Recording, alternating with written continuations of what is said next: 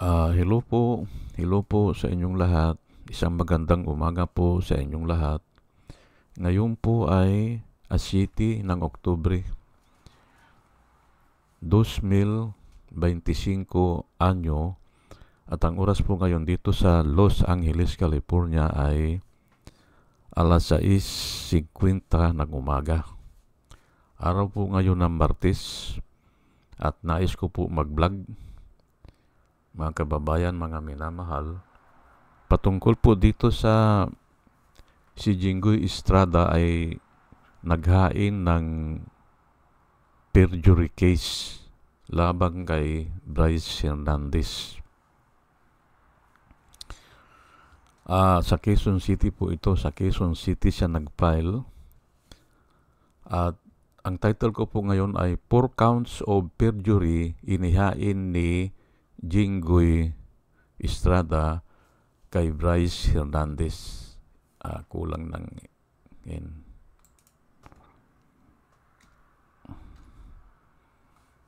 Kay Bryce Hernandez. Yan po ang title ko po ngayon.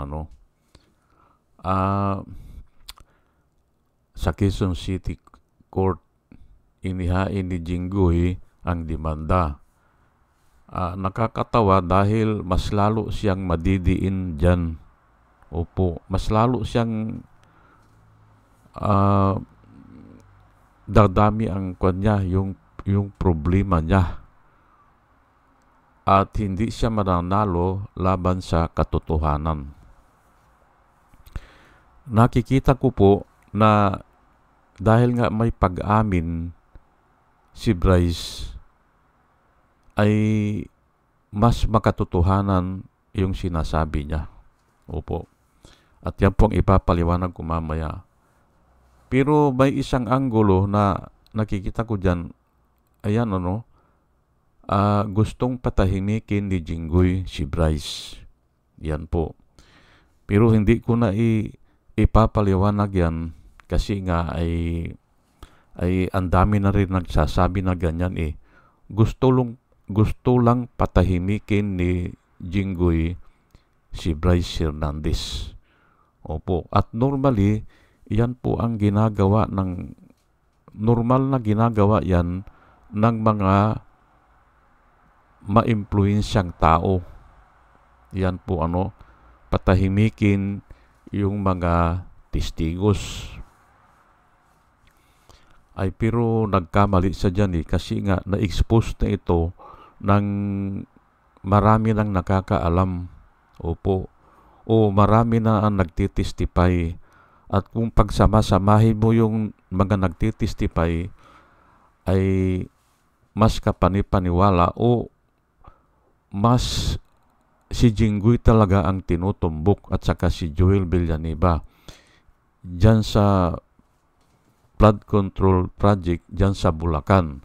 Yung iba ay hindi pa naumpisahan Kaya nga masaya po ito Ngayon ay okay, siguro tatanungin niyo ako at ipapaliwanag ko na bakit hindi magtatagumpay si Jinggoy Estrada dyan at lalo siyang madidiin dyan o mas lalo siyang dehado dyan. Ito po Proverbs 19 verse 5.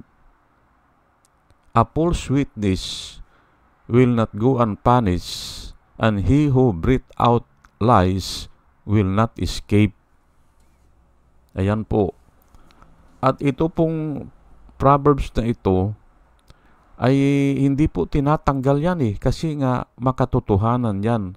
At hanggang ngayon, wala pang tao na makapag-contradict yan. wala makapag-contradict yan. A false witness will not go unpunished, and he who breathes out lies will not escape.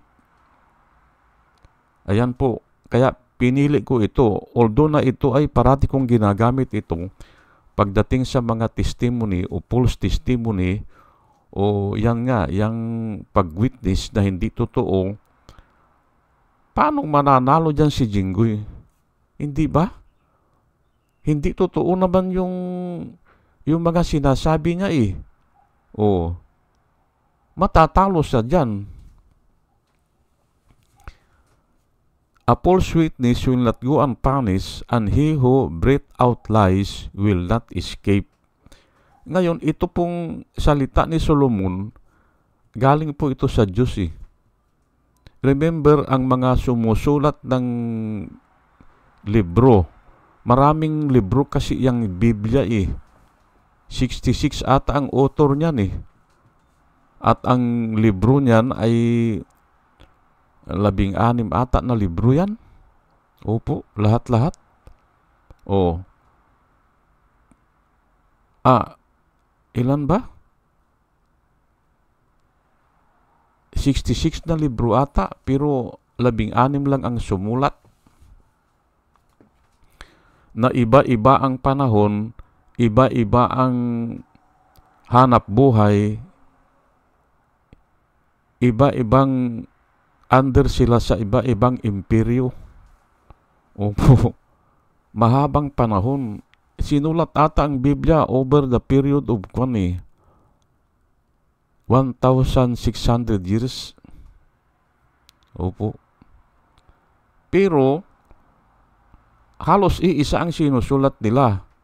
Kasi nga iisa ang author.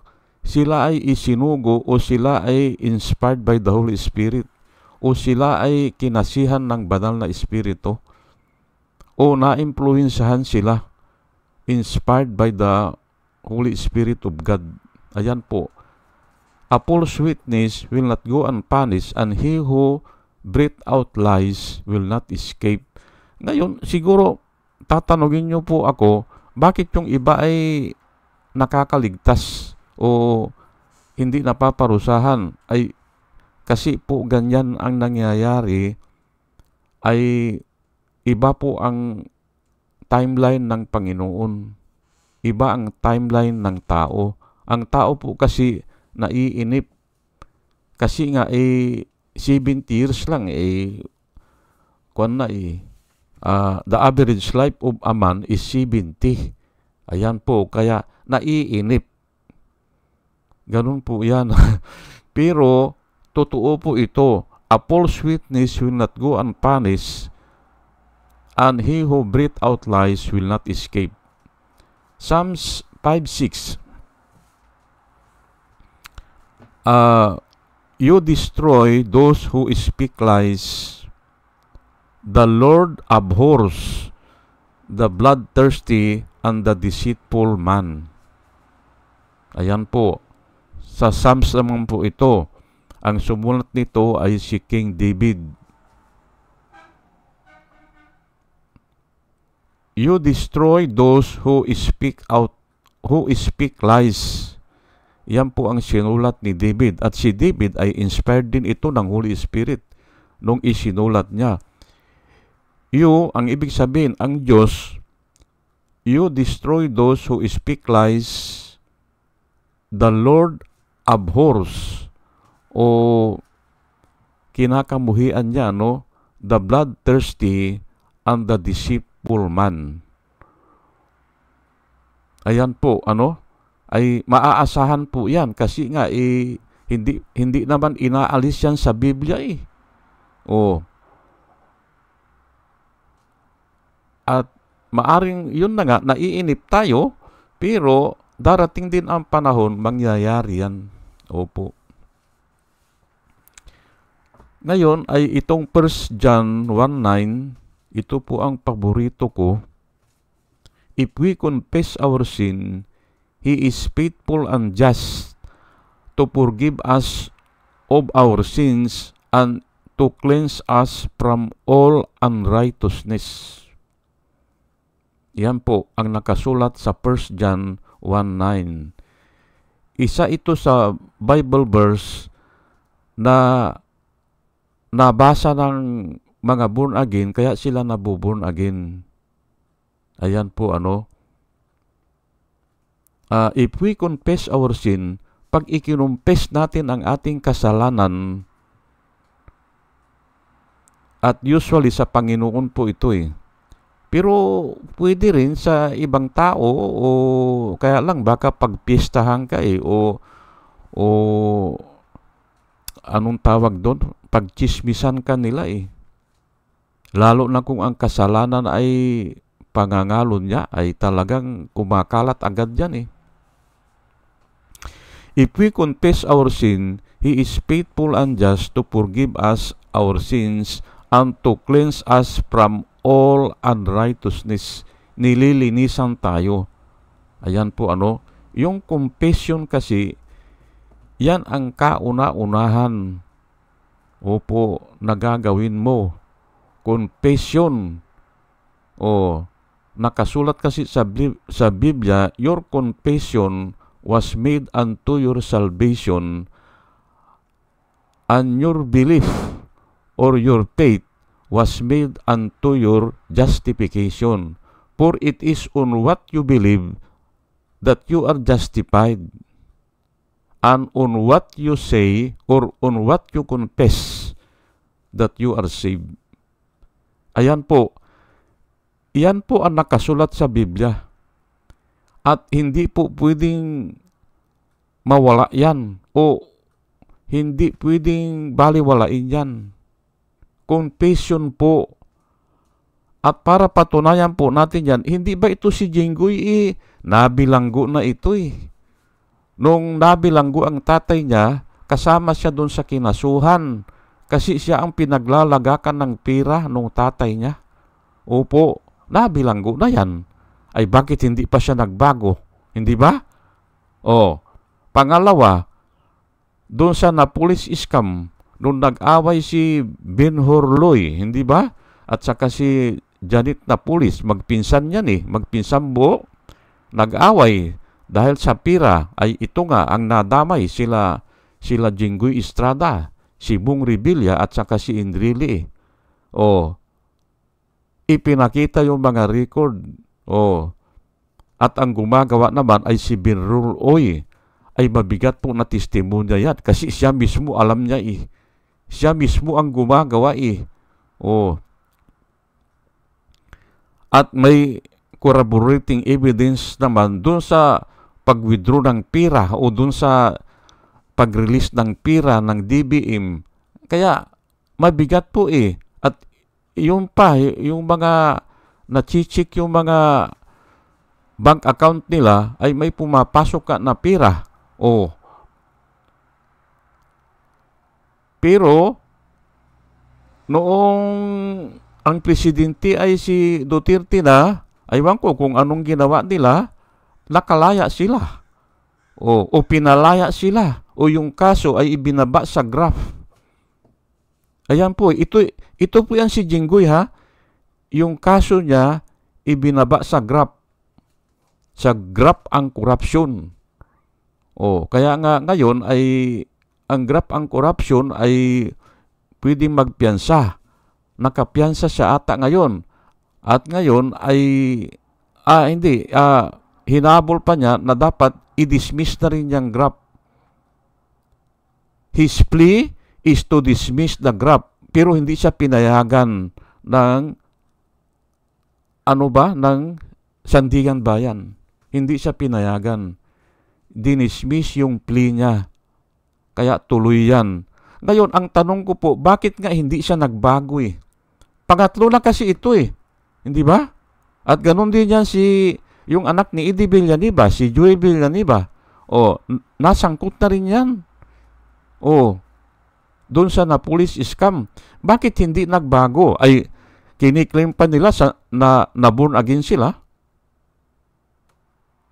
Kiniklaim ni Joel Villaniba na born again siya. Pero hindi ko nakikita. Kasi nga ito He is faithful and just and forgive us our sin. Nag-confess ba sila? Hindi Hindi sila nag-confess. Parating sinasabi ni Kwan po, ni Jinggoy Estrada, wala siyang ninakaw. ay paano siyang papaboran ng Diyos yan? Paano siyang patawarin ng Diyos? O paano siyang lilinisin ng Diyos? Kaya totoo po itong nakasulat eh. If we confess our sin, He is faithful and just and forgive us and will cleanse us from all unrighteousness. Ayan po.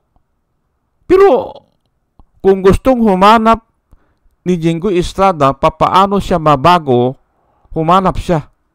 Yan ang sasabihin ko dyan. Sige, magkonsulta na siya kung saan yan. Baguhin para linisin siya o baguhin siya ng Panginoon o layasan na niya yung kasalanan, hindi ba? Slave nga po tayo eh. Slave tayo ng sin. Tayo ay alipin ng kasalanan. Nung tinanong si Jesus Christ, kasi ang sabi ni Jesus Christ, I came to set the captive free. Ay simple, ang mga tao naman, matatalino naman yan eh. Nung kapanahunan ni Jesus Christ, how come you will set us free? We will never be in bondage to anyone. How come you will set us free? O ay ano ang sagot niya? Man commit sin, ayan nga, ganyan kay Jinggoy, hindi ba? Man commit sin, at saka ganyan kay Joel Villanueva, man commit sin because man is a slave of sin. Hindi ba? O, kung slave ka, ay hahanap ka ngayon ng paraan para makatakas ka dyan. Hahanap ka ng paraan. At yan po ang pinaliwanag sa akin nung nasa Saudi ako, pinaliwanag sa akin ng mga elders. Simon, slave ka ng kasalanan. Pero huwag kang maniwala. Sabi nila, obserbahan mo. Ganun lang. Hindi ako pipilitin na slave ako ng sin. Pero obserbahan mo kanya yung mga politiko. Obserbahan mo kanya mga artista. Hindi ba? Magaganda lang asawa. Nag-aasawa pa ng kung sino-sino. Doon ko napagtanto kasi kahit na saan ako tumingin eh. Oh, pati na ang sarili ko eh. Inamin ko na slave ako ng sin. Ayan nga. Pero huwag natin pilitin na maniwala si Jinggoy na slave siya ng sin. Pero diyan mag-uumpisa. Nung naintindihan ko po na talagang ang tao ay slave ng sin, kasi nga si Jesus Christ hindi naman nagsinungaling yan eh. Hindi si Jesus Christ po, hindi po nagbanggit ng kapiranggot na deceit. Wala. Ang tao kasi deceitful eh. Tingnan nyo po si Anthony Taberna, hindi ba? Niluluko lang ang mga tao eh. Ipipilit niya yung amendments, ipipilit niya na insertion na rin yun. Corrupt communication po yung ganyan. At ganyan po ang tao. May deceit. Parating may deceit. Opo. O. Papaano ka lalaya dyan sa deceitful na yan? O. Puro deceit ang tao eh. Mapagbalat kayo. Tignan nyo si Joel Villanueva, hindi ba? O. Alam daw niya na may impyerno. Ay, alam mo nga. Ay kahit na nga demonyo eh. Alam na may impyerno at saka alam na may Diyos. O. Walang problema yan. Knowledge lang yan. O.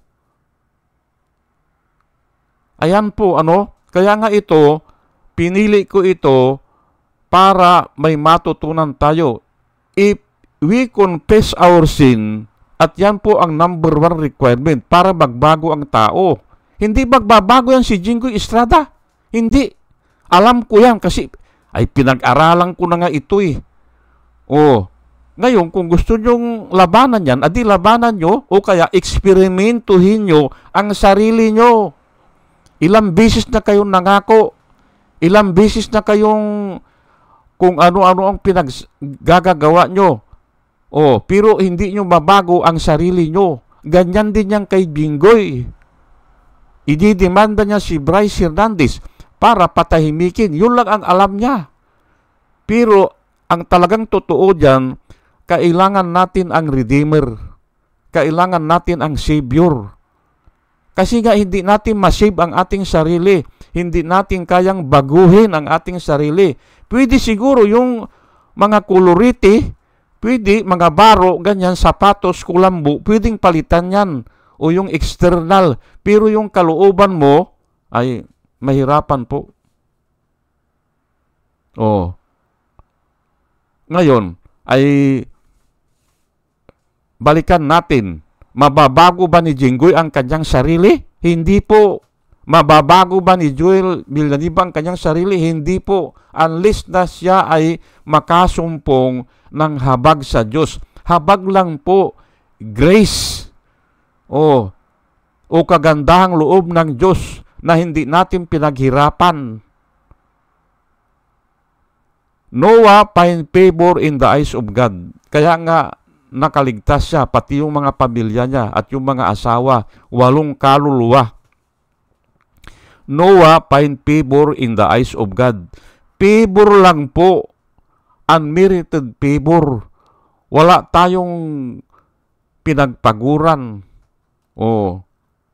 It is the gift of God. It is not of your own works or endeavor, but it is the gift of God, so that nobody can boast. Hindi ka pwedeng magmalaki. Ayan po, sa harapan ng Diyos. Hindi po. Sige po, at hanggang dito na lang po, at palagay ko ay may natutunan tayo, At binabago ko na nga po ang aking style, Parang nilalagyan ko na ng maaanghang na salita. Kasi gusto ko maintindihan talaga ng mga tao na hindi kayang baguhin ng tao ang kanyang sarili. Hindi. No way. Wala. Kailangan mo ang Savior, ang tagapagligtas. Iyon ang magbabago sa'yo. Pero, tignan din natin ito si Jinggoy. Kung mabilanggo man ito o magbabago ba yan? Hindi po. Hindi magbabago yan. Ay bahala na kayo. At dumadami po yan Ito ngayon, si Joel Villanueva, para dalawa yan na pag-aralan natin, hindi ba? Pag-aralan po natin sila yan. Pag-aralan natin. Pero alam ko hindi. Sige po, hanggang dito na lang po, at salamat po sa inyong pakikinig, salamat po ng marami. Salamat po.